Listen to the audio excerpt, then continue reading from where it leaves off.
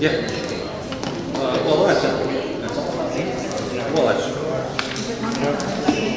Put a sun here for ducks. It's different. True.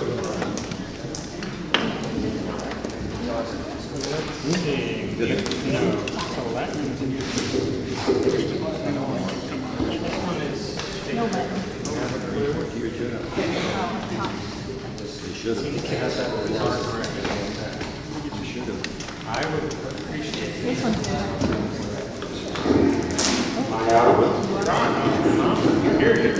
But there's something.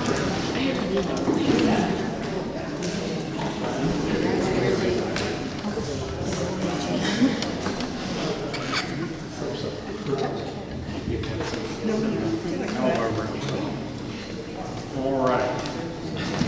So let's start with that first quotation regarding effect on changing, destroying, or affecting exterior features of the district.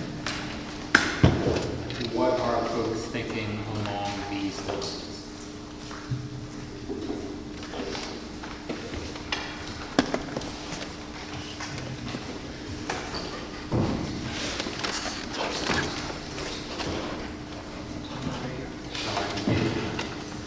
What I noticed in this presentation is frankly how far we've come to fit this building into the Roundup district. Those who are relatively new to the board may not remember the earlier presentations, which involved yellow brick sized in a manner that was classic for Ireland, but certainly not classic for Kingston. That is the single largest shift that I think improves this presentation over what we saw early on. I think that an attempt has been made to fit and reflect not only what exists now in the district, but also there's been a strong discussion here of where they have turned for inspiration around the city of Kingston. And we recognize that this is an Irish cultural center. The Irish impact on Kingston was huge. Kingston has had probably, at the height of Irish immigration, a larger percentage of folks of Irish descent than Boston, perhaps any other city that you usually think of as having a large Irish population. So the contribution is deep here in our city, and I want to highlight the attempts made to blend that history with the design that we're seeing now, as opposed to the design we first saw. Any other thoughts? Yes. That is, as opposed to the design we first saw.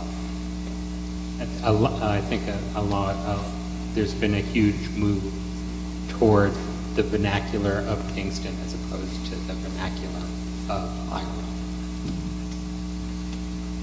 Other thoughts? I agree with Chairman Gunblatt that the design is a major improvement over previous proposals. And I think when considering the building in isolation, it's difficult to find much fault in it. It seems like a very appropriate building. But what I cannot escape is the building in relation to its context.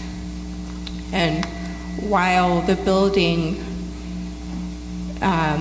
does celebrate some of Kingston's notable architectural details and practices, the building will be going onto an existing site, one that is very visible, one that is adjacent to the commercial buildings, 19th century commercial buildings at the West Strand. And when considering the building in its context, which right now we're only looking at the elevations of the building in isolation, I have to ask myself, what impact will this building at this size scale, and I'm specifically referring to the width, the 83-foot width of the facade on Company Hill Path, how will that affect the reading of the West Strand and its neighbors further up on Abeel on what is an extremely highly visible site and iconic section of Rondout. And so when considering its effect on the architectural character of the district, I'm leaning right now towards it will have a negative impact. Anyone else? Anyone else on the commission? I disagree. I think that, I can't see any problem with the Beale Street side. It's set so far back from the houses, and the Beale Street is quite a collection of various types of structures. So I don't see any problem with it. So I think mostly the question is on the Strand side. And I really think that, I've spent a lot of time down there, and there's very few view sheds where you can see the Irish Cultural Center and it is in any way obstructing the view of the existing buildings. Most of the views, it'll be behind it and at an angle. So as you're approaching from Broadway, the row of storefronts that's currently there is going to definitely grab your attention way more than the cultural center will. The only vantage point actually that I've seen that I think that it will stand out on is when you're on the new 9W bridge. I think it will be quite visible from there. I think from the suspension bridge, not so much. So I really don't see the scale of it being a problem. So that's something that I might have disagreed with you on until I saw the massing study that was given to us, and the view that really caught my attention was the one up Company Hill Path. I don't know if we have that here, but I remember that pretty clearly. And I was also struck by the sort of tucked away effect of it behind the more Italianate row on the Strand. Am I right? Yeah. Very so often I get the terminology correct. I think this one here. That's the one that has lingered in my memory more than the more kind of I'm floating in midair above something views in the massing study. The fact that it would be tucked up at an angle, it would not be out of scale with the buildings behind, was perhaps the single view that made me more relaxed with the idea of it siting, even though, yes, it is wider and broader. There's been a history of industrial scale on the Rondout. We have less of it surviving now after the destruction of the Force Meat Packing Plant and some of the other buildings that were closer to the docks. It's true, it's something of this scale I don't think existed at this spot, but I'm not sure that it would destroy any exterior feature of the landmarks. Yes, it certainly changed. You're right. It changes the reading of that panorama of Rondout. It will, when you have a pretty intact collection of 19th century buildings, any new building will have an impact on, how you understand the development of the district. No question. And it's the reason to have no new construction. What I'm saying is, when considering what we're adding to the district in terms of the size at 83 foot wide, and on the Company Hill south elevation with 3 levels and triple stack outdoor space of terrace and balconies. That's introducing a new architectural building type to a district that has not seen that before. It's also introducing a new bulk mass that has not ever been built at that elevated site around out before. Again, I'm not saying that those reasons individually should be legally voted against this project. But when you have a series, a collection of like, well, this breaks precedent here, it breaks precedent here, and it breaks precedent here, it really makes you pause. Understandably so. Any other? I have to respond to one thing that was I said. need to ask you to please not. Why is that, Mark? Because I need us to deliberate, start to reach a conclusion among ourselves. If we have questions, I'd But I think as the attorney for the applicant, if a statement's being made that is incorrect, I think I have the right to try to clarify Yes, and I that would for ask the you board. to make a note of it. I'd ask you to make a note of it. Well, I have the right to go on the record with this, don't I? You know? Okay. If that's where we land, and you feel there's a deep, strong factual error, you can let me know at that point. I don't want you hopping in. I don't want this to turn into a discussion between the applicant and the commission. I want it to be a discussion among the commission at this stage of the game. Thank you, though, for your intent to set the record straight. I understand the concern, but let us work our way through. And until I feel like we've either reached a single conclusion or are unable to, then perhaps that will become more important. All right? I'd also like to think about the relationship on the Abeel side, and we're tasked by our code to really think about relationships in size, placement, proportion, and character. That brings me back to comparison. And as I look at both facades, especially on the West Strand side, I can see a connection to the commercial buildings.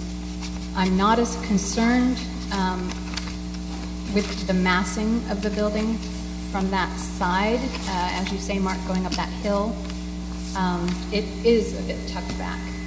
My concern is, we're dealing with a dual facade building that has to fit into 2 very different neighborhoods, both historic, both protected.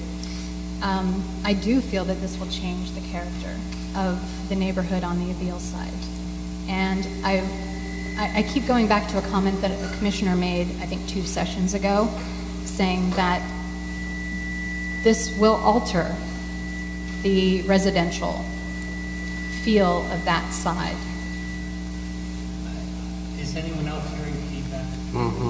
That's just what happens when I talk. If there's anyone who understands how we've got this set up, know a good way to avoid that? Try to isolate the. Move these away? Right. Yeah, I think an increased distance. Oh, wait, no, further. Further. Just say let's walk. Oh, well, let's just see, is this better? Yeah, it is. Okay. It's not just me. So that is my concern. I do feel like the building has a unique challenge in front of it, having to tie 2 very different neighborhoods together. And I look at the criteria by which we judge in Section 405-64C. Jumping ahead, I'm not going to talk about that much. But those criteria make it very difficult for me not to see scale in comparison. And I do feel that that is the part of the neighborhood that will be altered, the part of the character of a historic district that's going to be altered, and not in a positive way. May I comment on that? Absolutely. What do you think of the commercial buildings that are just about half a block away on the opposite side of Beale Street from this site, right across the street from Victorian Mansions? There's 3-story brick facades right up on the road. They've got to be at least 60 feet wide. Wish I had measured them. They're not 60 feet wide. Really? The 2 of them together? Okay, well, and they are against the wall. I think Right, but I'm saying, she was saying that it's changing this residential neighborhood, and I don't see it as a residential neighborhood. There's a former synagogue, there's a gas station, there's an apartment house with parking in front of it. It's a very mixed neighborhood, I think, and I don't see this dramatically changing the nature of the neighborhood. I see the neighborhood as very mixed. Plus, this building is set back so far, it's not in competition with any of the houses. I mean, when you're walking down a Beale Street, you will see that the big gray three-story house. That will be what will strike and it will stay in your mind as this is the focal point of the houses on Beale Street. If you're coming from Wertz, if you're coming up from Broadway, you'll notice first of all the commercial blocks, and it'll be in keeping with that, I believe. Okay, I think we've heard from everyone over here, and I have yet to hear from everyone on my right hand side. Any opinion on this first criterion? Yes. First of all, I do want to say that I'm pleased with the changes in the design. When I saw the stone that was introduced tonight, it gave me a very different feeling than the drawings that I had seen previously, where I was concerned that it was going to be a flat treatment with pretty much uniform stone. And I think that what was introduced would be much more fitting to architecture that I've seen in and around Kingston. I'm going on with just the material. I'm not sure about the pomegranate mortar with the dark red brick. It's my understanding that the brick will all be the same tone of red. And I have This red right here. all throughout. Okay. And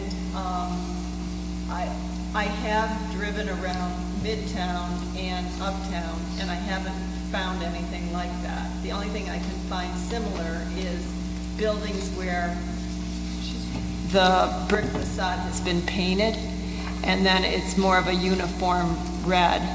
And I need to look further in the roundout and see if I can find some examples of that. I think you popped to criterion 3. Oh, I'm sorry. Can I drag you back to Yeah, criterion 1? I'll drag you back. You can drag me back. Okay, sorry. So what I wanted to say about the previous comments is, as an artist, I know when I do a painting that if I want the viewer to see a specific object in the painting, I tend to make that object bigger than other objects. I tend to vary something in the design, whether it's adding texture, a different color, something that makes it distinctive from the surrounding architecture. Another aspect is having an object closer than other objects that draws the eye. Now, putting this in the context of the Irish Cultural Center, because there's such little setback in the southern elevation, I think it's going to draw the eye to that particular building. You can't get away from it being a new building, and I'm not opposed to a new building, but I'm looking at that with the small setback in the front or from the south side, and I'm also I'm looking at the mass, and the size itself is going to draw the eye. And so if you have one building with, quite extensive balconies,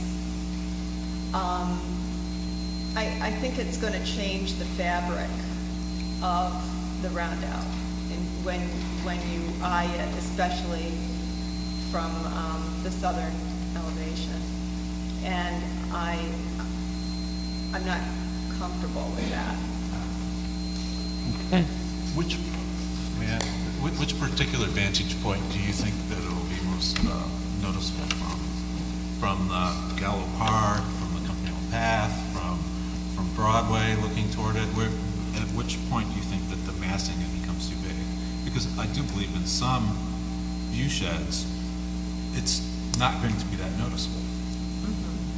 So from what vantage point? I've been going down there a lot, looking around. Yeah. Where is it going to look really big from? And I'm not seeing it from a lot of spaces.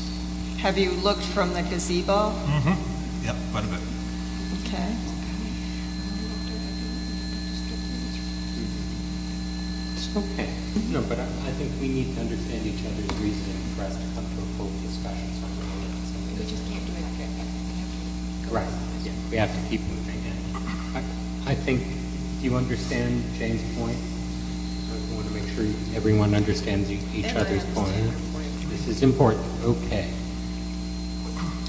Moving along. I think I might have been the committee member that said that this is going to change the nature of the neighborhood. I think I was the one that said that this would change the nature of the neighborhood. And I do believe it will. But I also think that this is a neighborhood in flux. There's projects being proposed for it. It's a mixed-use neighborhood, and in looking at an old makeshift photograph of an old design set in this site, it kind of changed my mind.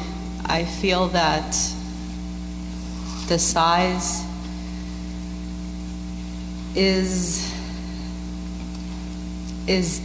dramatic, but I don't believe that it is out of character, because there are other buildings in the neighborhood and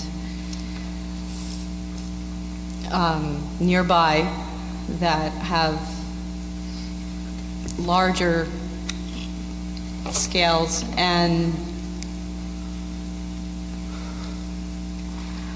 I don't believe that this is necessarily a detrimental effect on the neighborhood. Alan?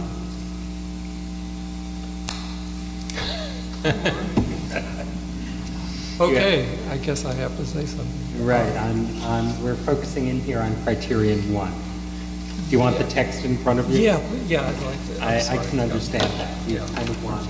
Nope, I think Julie hasn't found the text. Yeah, okay. In a nutshell, I appreciate the revised clarification about stone, the revised windows, all that looks great. Clarification about mortar color. I personally like the relating one mortar color to the brick and the other to the bluestone. It's perfect in my book. I have no problem with the red being, absolutely matching the brick and all that. But my position on the overall is, I guess, no different than the comments I made a few weeks ago, meaning nothing would make me happier than a more compressed version of this design, something which would be a more comfortable fit to the site and to the entire neighborhood. I think the overall design is very difficult to say one thing jumps out more than the other at this point. It's the overall, though, which is feeling like a size 11 foot in a size 9 shoe. So it still has me very concerned. Could I just say one thing in response to your question about the change in the neighborhood and the other buildings that are adjacent or within sort of visual space of this building? I think to me, I see a sense in that area that it's moving toward residential, even the synagogue. and other projects in that area seem to be moving, at least on that streetscape, to residential or mixed use with a residential component. And I think that's the difficulty for me, that the program that the ICC will have, which is purely, appropriate to an Irish cultural center or to any cultural heritage institution, it's going to tie in well to the facade, to the streetscape that is on West Strand and is more commercial and is more mixed use. But it's the scale of it and the sort of comparison of usage, it's harder for me to reconcile on the side that actually faces the Beale Street, that is a more residential street and seems to be becoming more so with adaptive reuse projects. And so that's what's difficult for me to reconcile. Can I just, I guess I have an overlay thought about that. Everybody knows this is a mixed-use neighborhood. Everybody, when they supposedly buy into it, they understand what they're getting into, including yours truly. I live a few blocks away, and yeah, we all coexist for better or for worse. I guess this is the root of everyone harping on scale and size so much, because a little bit goes a long way in reducing it to feel more comfortable with your neighbors. Mark, are you going to continue to muzzle me and not let me respond? Because I think you're going off on it. Just let me make sure that the commission gets to do its work before we turn to you. If you can hang on. Anyone else want to respond to what they've heard from another commissioner? Do you have anything specific that you think needs to be corrected? Yeah.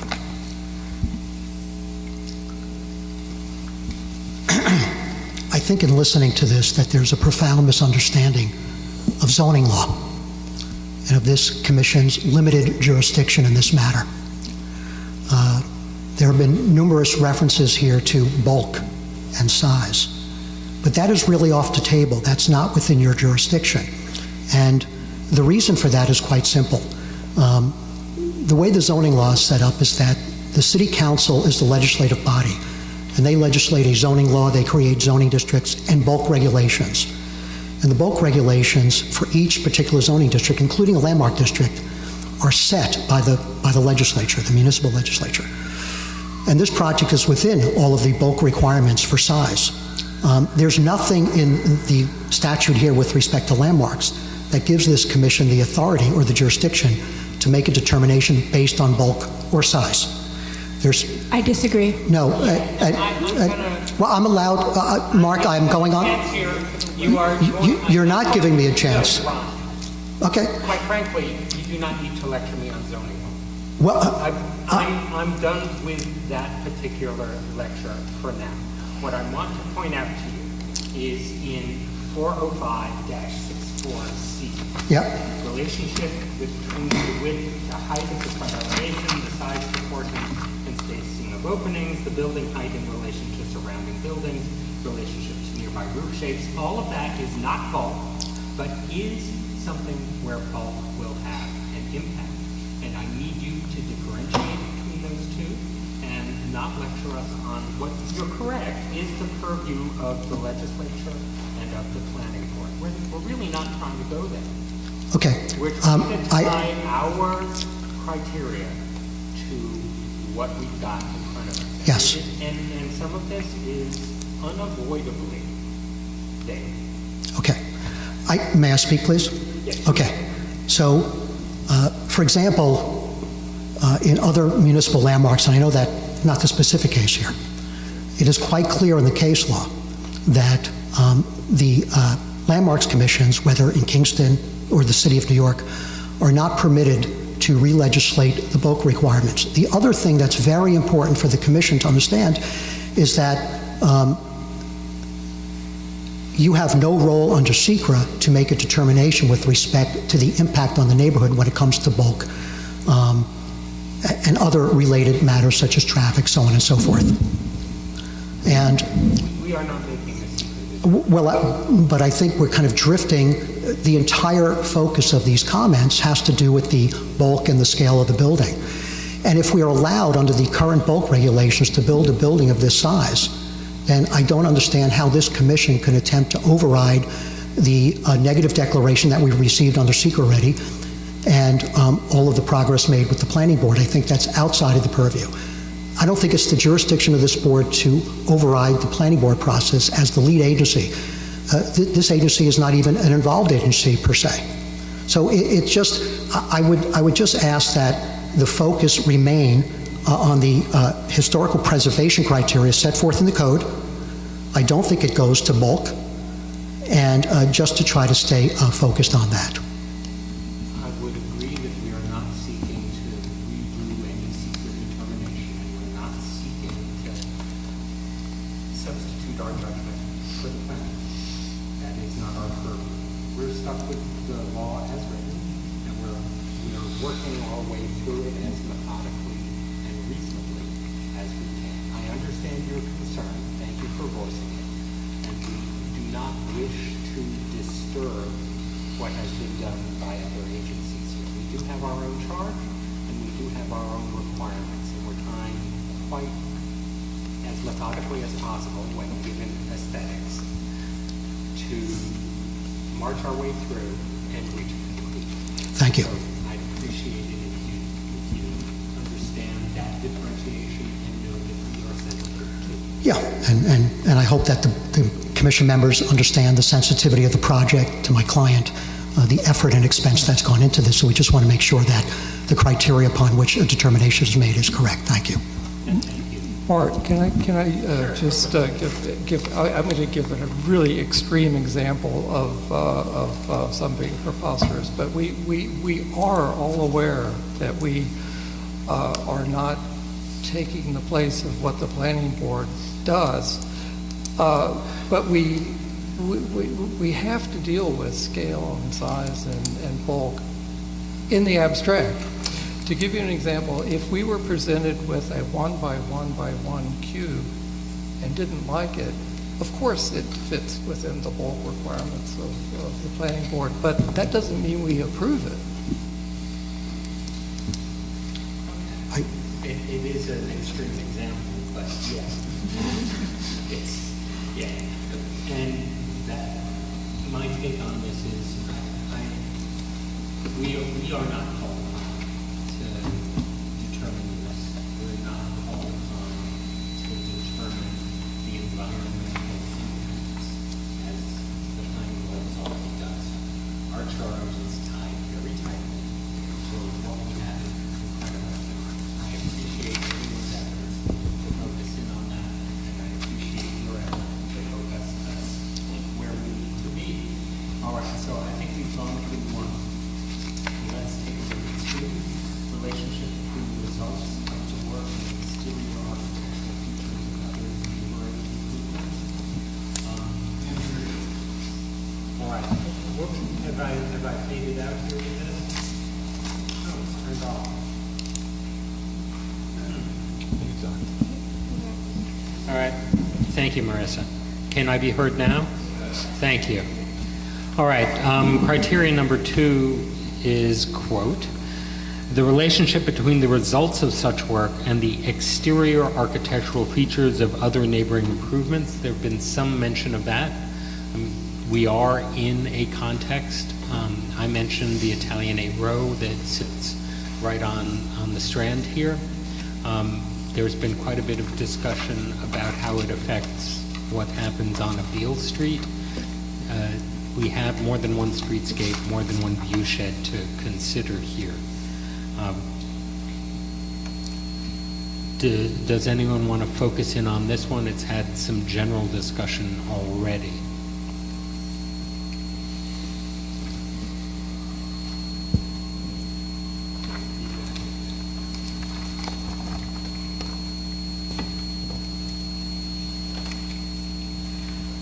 Okay, I'll go on that one. So concerning the Beale Street side, Can we get the Beale Street elevation up?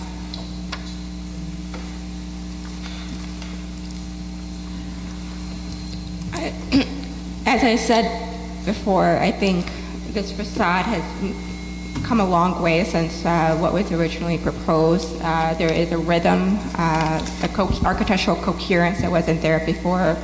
It does draw on other architectural details of the neighborhood and of the city that would make it appropriate for a Beale Street.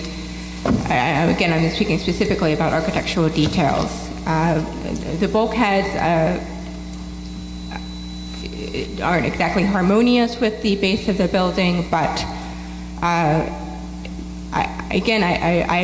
would look at the rest of the neighborhood and point out that there's not a whole lot of architectural uniformity in the neighborhood, and that such additions would be appropriate in a former industrial mixed-use residential neighborhood that is Rondout. Speaking to the south elevation on facing Company Hill Path, in terms of materiality, I think it's very appropriate for this district. However, I would hope that the rhythm that's applied to the Beale Street facade continue to the south elevation. I think I get hung up on the door hoods, which aren't a common feature yeah, on the third, yes, on the top floor. And hold on, the two entrances on the third floor not quite aligning with the other entrance, at least at one of them. And then I go back to the balconies and terrace, which yes, the Paymaster building, which this building alludes to, did have a double stack wrapped around porch. So it's not too much of a departure from what had been near the site in the past. However, this isn't a wraparound porch, and there's 3 levels of outdoor space, and at 83 feet wide on each level with 83 linear foot of railing would be introducing a new architectural character to the West Strand.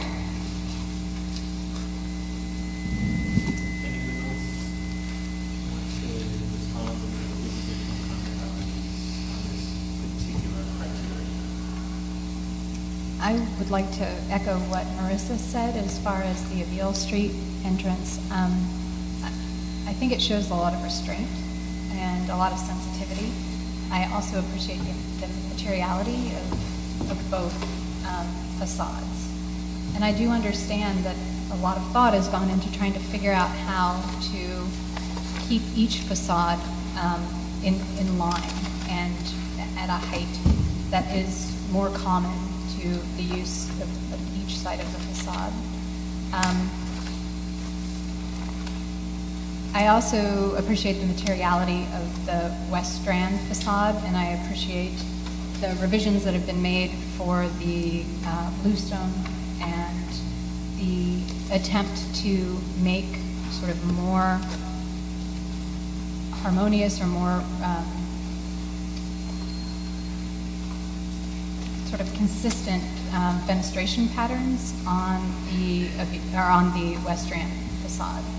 I would also echo that if it is a lot of frontage, 3 rows of terraces, and if there could be something that could be done to make that a little bit more, I think, harmonious, like the Beale Street facade is, that would be appreciated. I think it would sort of allow it to do what you're envisioning that it would do, which is allow the second story and the first story to sort of be in the shadows, but still allow for a fair amount of enjoyment of the view.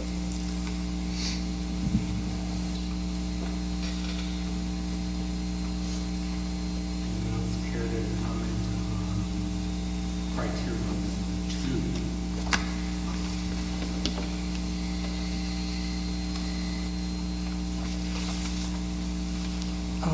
Yeah, I'll just add this, I hope, positive thought here. I'm beginning to appreciate more and more the celebration of the duality of the building, the two facades, acknowledging Abeille versus the river side, whatever that's worth.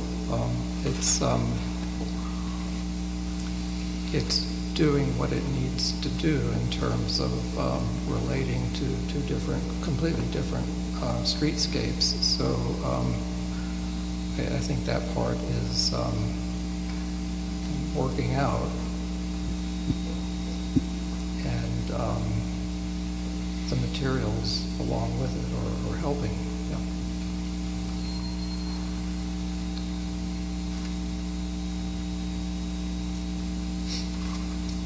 All right, and then I think we should move on, unless I hear anyone else who wants to make a comment. Let's move on to number 3.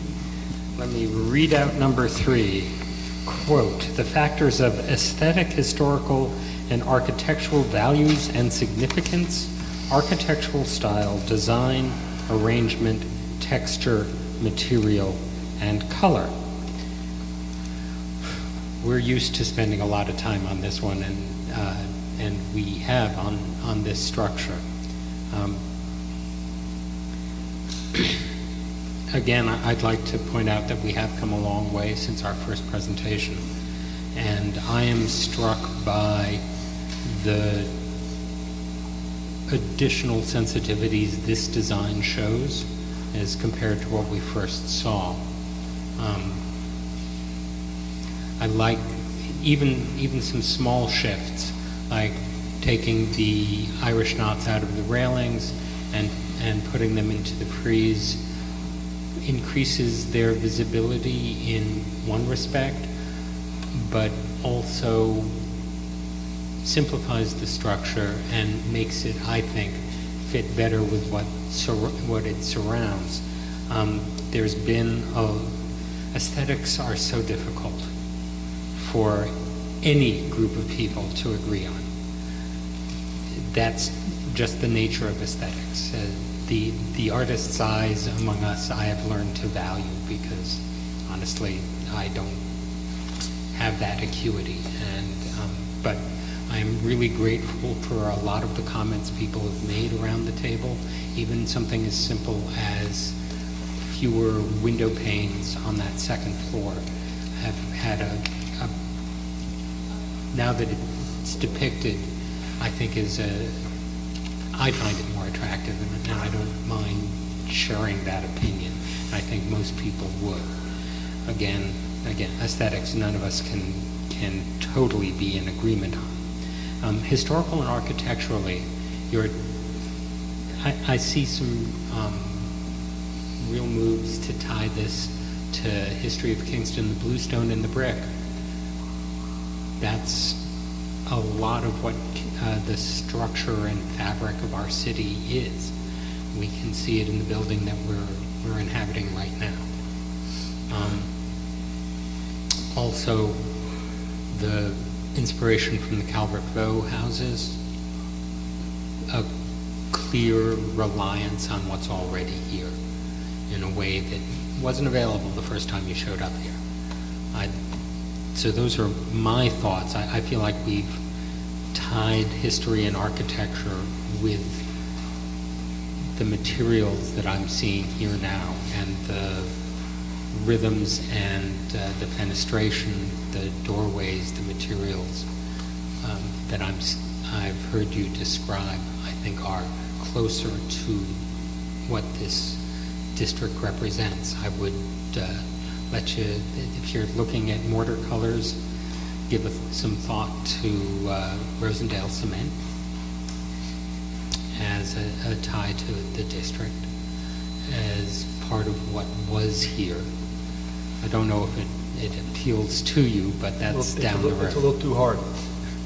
Very good. Well, the coloration more than the material. You're absolutely right. It's what has kept the sidewalks of New York going for a very long time. So those are my thoughts on criterion 3. Does anyone else want to address those?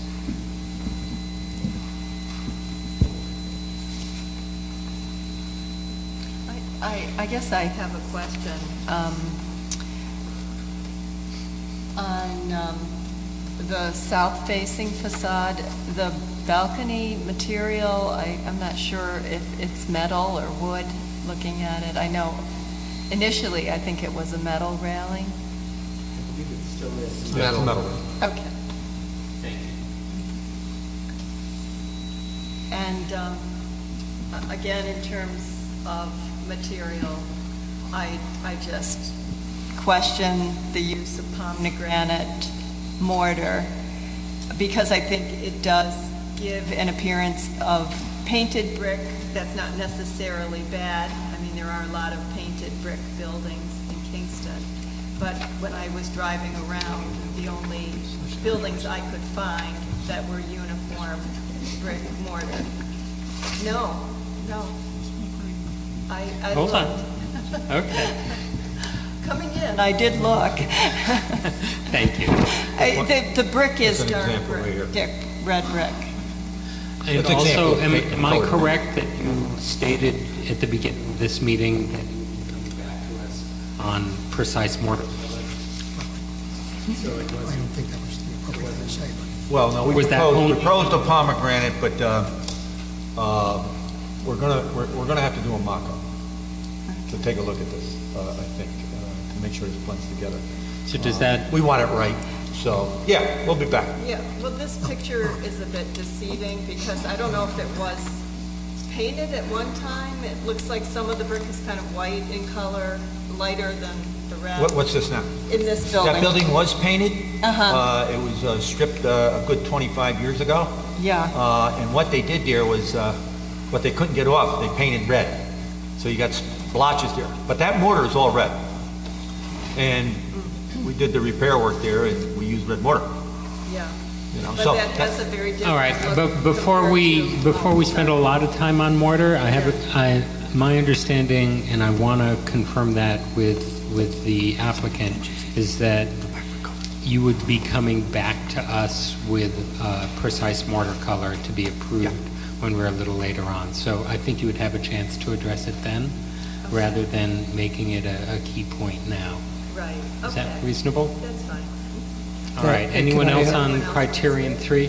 And that's entirely understandable. A lot can happen between this and a sample, so that makes sense.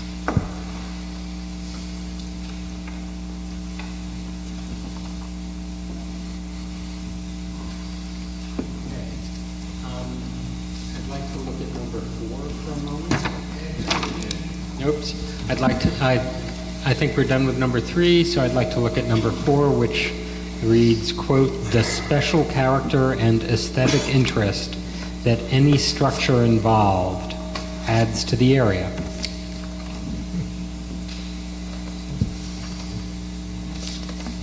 Would anyone like to address, anyone on the commission like to address this?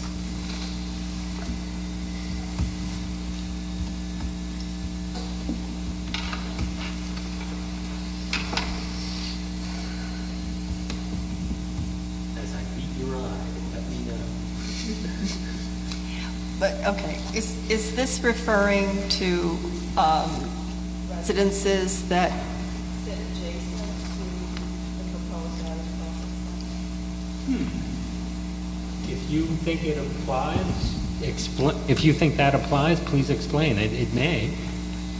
Well, I just see that there is a large difference in terms of the amount of space that those residences occupy on their specific tracts of land versus what the Irish Cultural Center would occupy on its tract of land. And so it gives a very different feel from the Abeal side.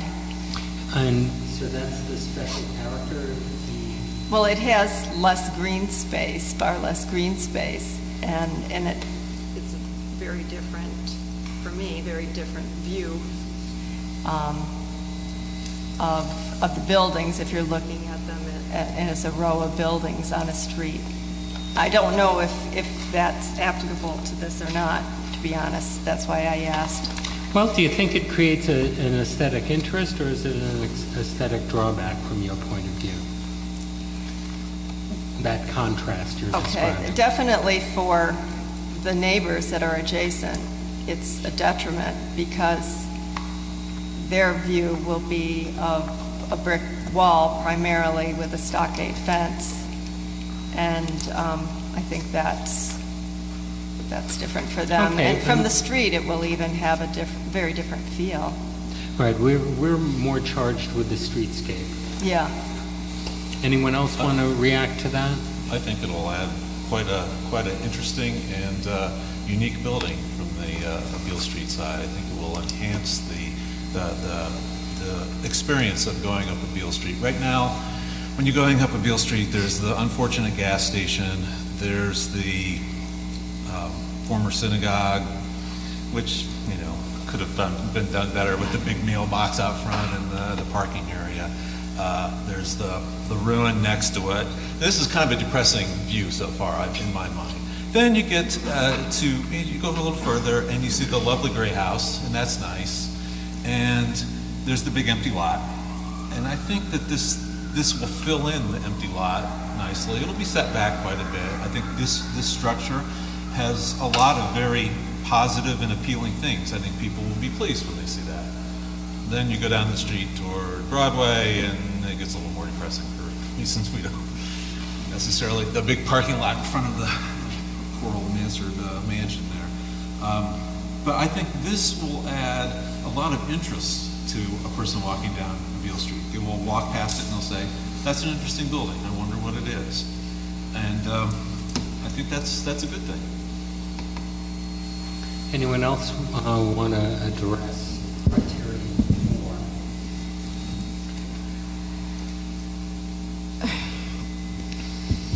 I think this criteria could have been phrased a little bit differently. It might have been clearer. So bear with me. This building will no doubt have its own special character. That is in fact my concern, my worry, is that this building will be such a departure from what has been in Rondout historically that it will draw attention away from the Italianate row of the West Strand and create kind of a new energy and busyness on a Beale Street than it has historically experienced. The building breaks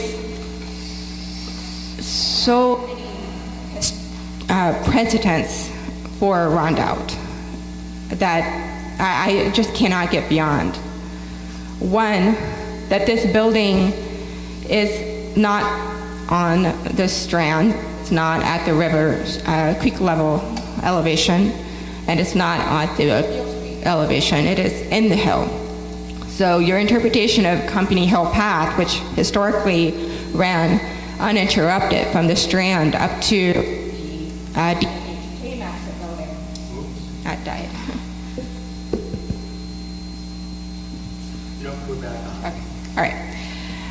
We'll now have.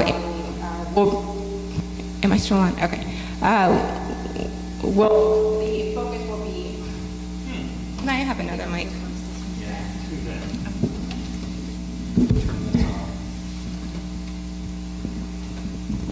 All right. Okay. Let's hope I don't go out. So the dynamic, the historic use of Company Hill Path will be different. It will be directing people upway and off the path into the 32 Beale Street lot, which I could accept that this building also wants to be a part of a Beale Street. So that's a new precedent, to have a building that is simultaneously of the West Strand and of a Beale Street. I would like to see another building that's it's built on in this area that had two dominant facades. And then finally, it's, when you look at the collection of buildings that evolved and over the decades and Rondout, they were all built for a specific use directed towards a specific neighborhood or function. So the buildings on Abeille were directed towards, needing to be accessing the street, were residential, and the buildings on Strand had access directly to the Strand. So I spent a long day. I'm not making my point very well, but it's that this building is breaking so many norms for Rondout, for this section of the neighborhood. It's that it adds too much of its own interest and is not deferential enough to the historic building patterns of the neighborhood that worries me. Would you say that ties strongly also to criterion 1? It seems to me that that's where your focus is in your commentary. But when you talk about aesthetic interests or special character, there's no building on this site, so we can only speak about the character of the neighborhood. May I? So, You're not directed at me, just... okay, well, okay, I'd like to understand what the Paymaster building was. It was not directed at the Strand or at Abeille Street. It was directed directly at the Company Hill Path. That was the only entrance and exit from that building.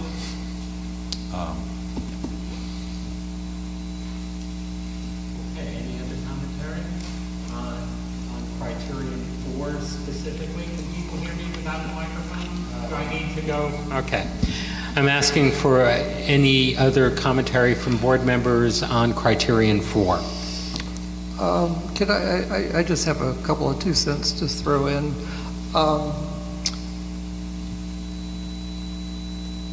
I still wish the roofscape bulkheads were able to be obscured or subdued somewhat, because to me that sends a signal of this is a commercial building, and there are very few elevators that I can think of in the Rondout district. So this is sending a signal, I'm an elevator bulkhead or penthouse. And so to me that is, after all the hard work, that takes away from the hard work a bit. And so anyway, just that's not the primo comment that another part of me could probably dig up right at the moment, but enough said. Thanks. Thank you. Can we move on to number 5, the difficulty or impossibility? Pardon? It doesn't reply. I'm sorry to interrupt you. Did I misread something? No, you better write it. It doesn't reply. All right, let's see here. Difficulty or impossibility of reproducing any structure involved because of its design, texture, material, position, or detail. The only way I can see this one being applicable is in reference to the Paymaster building. We cannot reconstruct it with, it would not, well, first off, you would be banging into buildings that now exist today on Abeille Street were we to attempt to reconstruct the Paymaster building as it once was. And the materials are not available. The craftsmanship, the style it was unique to that building, would be quite difficult to reproduce. And we're not looking at a reproduction. We're looking at a reference. And it would not fit this site since it was obviously built a few hundred yards over.